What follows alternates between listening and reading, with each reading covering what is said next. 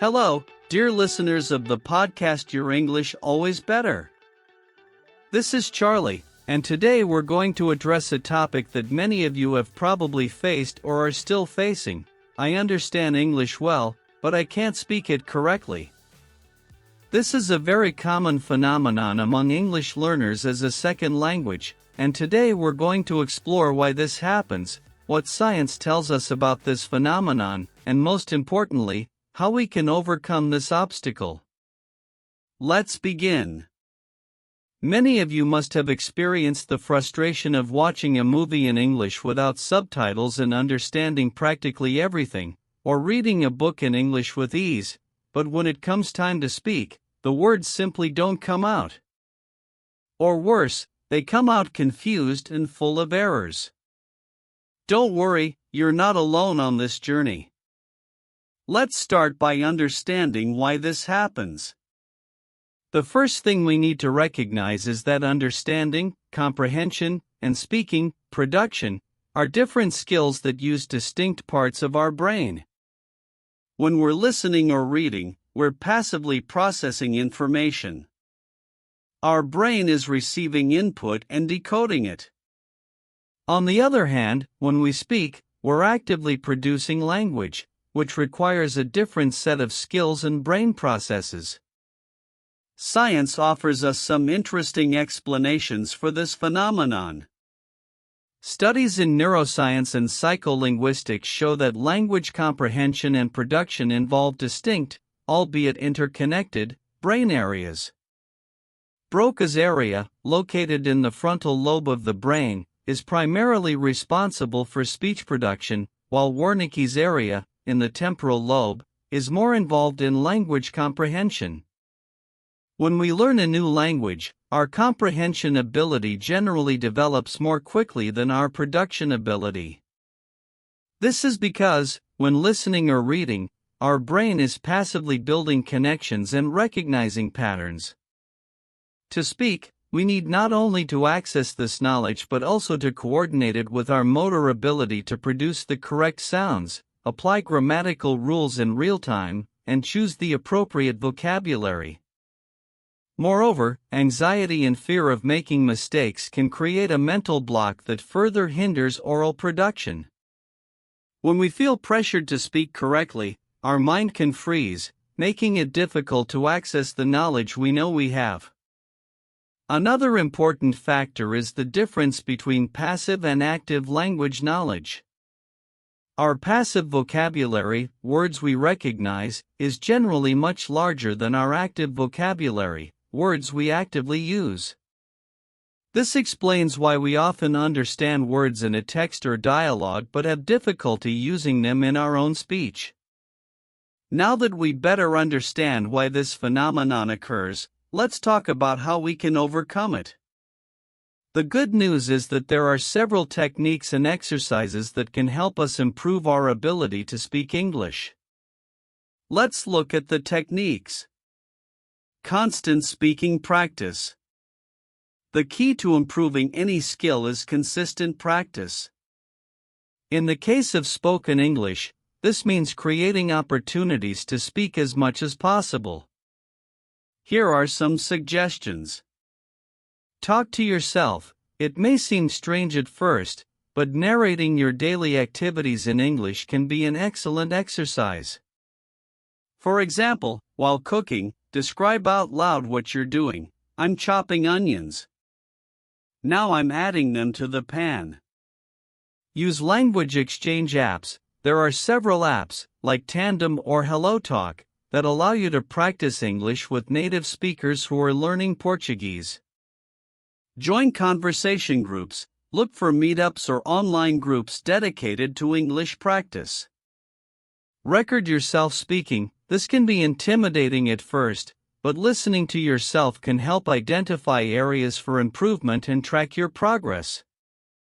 Language immersion. The more you expose yourself to English, the more natural language production will become. Some ideas.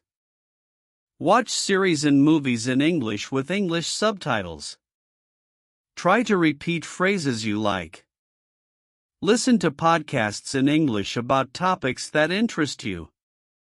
Pause occasionally and try to summarize what you heard out loud. Read aloud. Choose a book or article in English and dedicate a few minutes each day to reading aloud. This helps improve pronunciation and fluency. Shadowing technique. This is a powerful technique for improving pronunciation and fluency. It works like this. Choose an English audio. It can be a podcast, a movie dialogue, or a song. Listen to the audio while reading the transcript. Then, listen again, but this time try to speak along with the audio, imitating the pronunciation and intonation as much as possible. Repeat this process several times. Expanding active vocabulary. To increase your active vocabulary, try these strategies. Keep a word journal. Write down new words you encounter and create sentences using them. Use the spacing technique. Review new words at increasing intervals. For example, after 1 day, 3 days, 1 week, 2 weeks. Play word games in English, like Scrabble or crosswords. Practice thinking in English. Try to think in English during your daily activities. For example, make mental lists in English, shopping lists, daily tasks. Try to mentally describe what you see around you in English. When having a conversation in your native language, try to imagine how you would express it in English. Anxiety reduction techniques. To deal with the fear of speaking, try deep breathing exercises before speaking English. Practice mindfulness to be more present in the moment.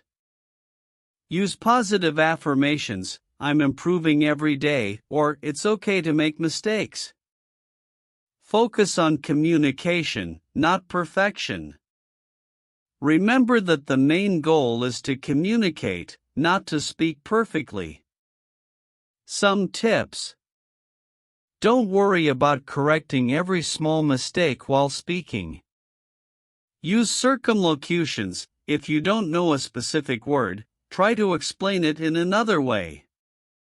Practice useful phrases to buy time, like let me think about that, or how can I put this? Use of technology. Take advantage of available technological tools. Use pronunciation apps like ELSA Speak to practice specific English sounds. Try virtual assistants like Siri or Google Assistant in English to practice questions and commands. Use voice recognition tools to transcribe your speech and identify errors. Creation of speaking routines. Establish daily routines to practice English. Dedicate 10 minutes in the morning to describe your plans for the day in English. Before bed, summarize your day in English. Choose a different topic each week and talk about it for 5 minutes daily. Active grammar learning. Instead of just memorizing rules, try. Create your own sentences using specific grammatical structures. Analyze texts or dialogues in English, identifying how grammatical rules are applied in practice. Practice grammatical transformations. Take a sentence and try to say it in different verb tenses or structures. Remember, dear listeners, that the journey of learning a language is an ongoing process. Don't compare yourselves to others, each person has their own learning pace. The important thing is to maintain consistency and not give up. A final exercise I'd like to propose is the 30-day challenge. For the next 30 days, commit to speaking English for at least 10 minutes every day, no matter how.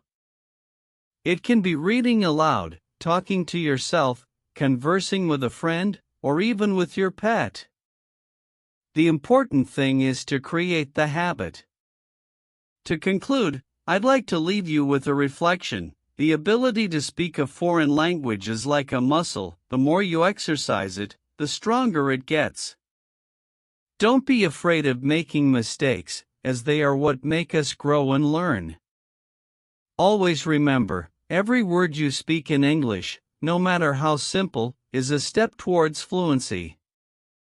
Wait, we're not done yet. To improve your English level, let's talk about some words that appeared in today's episode, their meanings, and examples. Listen carefully. First word. Phenomenon. Meaning, an observable fact, occurrence, or event, especially something notable or extraordinary.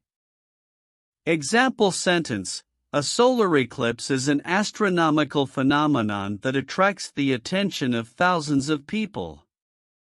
Neuroscience. Meaning, the scientific study of the nervous system and the brain, including its structure, function, and processes. Example sentence. Modern neuroscience has revealed fascinating insights into how the brain processes language. Ability. Meaning, the capacity to do something well, acquired competence or skill. Example sentence. His ability to solve complex problems made him a valuable team member. That's it, dear listeners. Now I'll leave suggestions for other podcasts on the screen to help you improve your English comprehension and speaking level. If you liked today's episode, like the video and leave your comment. Thank you very much for being here. See you in the next video.